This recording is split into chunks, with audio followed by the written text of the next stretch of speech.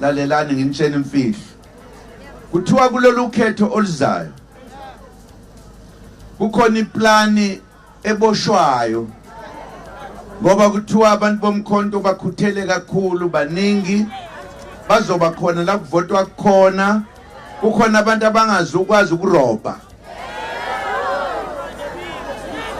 Kukhona ke abenza iqhinga lokuthi ngalenkathi uvotiswa abantu laba bavota kuqala ngoba bengaphili njalo njalo.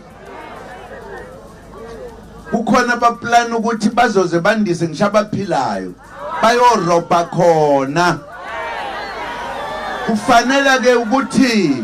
Kufuneka ukuthi laba bazobe besibhekele ezikhungweni lapho kuvotwa khona, ningasho ukuthi hayi kusavota labo kuthiwa abaphilile.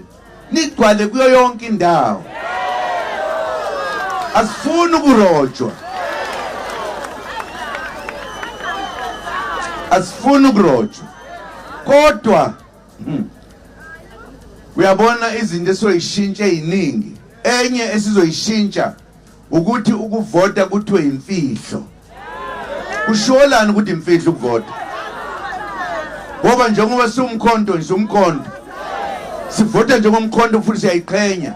Yini kufihlwe ebese kubalwa ngemva ngale?